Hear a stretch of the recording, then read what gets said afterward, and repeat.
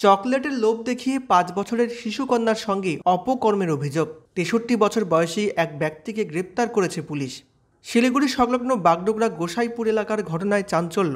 অভিযুক্তের বাড়িতে হামলা চালিয়েছে স্থানীয় জনতা। জানা গেল দুদিন আগেই ঘটেছে সেই ঘটনা।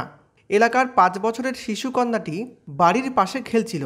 সেই সময় তাকে চকলেটের লোভ দেখিয়ে ঘরে ডেকে নিয়ে গিয়ে তার সঙ্গে অপকর্ম সারে এলাকার ৬৩ বছর বয়সী এক ব্যক্তি।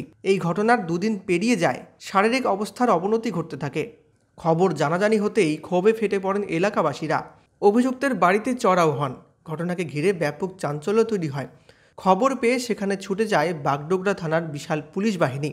দীর্ঘ প্রচেষ্টার পর পরিস্থিতি নিয়ন্ত্রণে আনেন এবং অভিযুক্তকে পাকড়াও করা হয়। আজকে 4 দিন আগের ঘটনা, 22 তারিখের ঘটনা।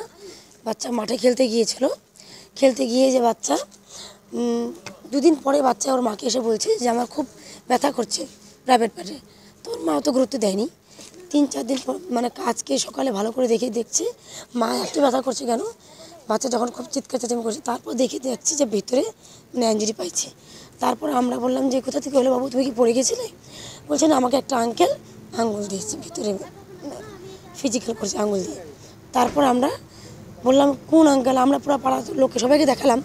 তো বাচ্চা বলছে না না না। তারপর যখন ওনার বাড়িতে গিয়েছি আমরা, উনি বলছে, যেমন ওই বাচ্চা দেখে বলছে যে হ্যাঁ এই আঙ্কেলটাই করেছে, অমুক জায়গায় করেছে আর এইভাবে করেছে। সব বাচ্চাই বললো। বাচ্চার 5 বছর বয়স। কেমন অবস্থা রয়েছে বাচ্চা? বাচ্চা আমরা এখন জানি না, আমরা মেডিকেল যাবো তারপর। এখনও জানি এখনও এফআইআর হয়নি, মানে লেখালেখি হচ্ছে। আমরা যাই আসতেছি, আমরা দিবে তারপর। লোকের নাম কি? হ্যাঁ, ওনার নাম হচ্ছে অপূর্ব দেবনাথ। উনি একলাই বাচ্চা, তো ওনাকে দেখাইছে।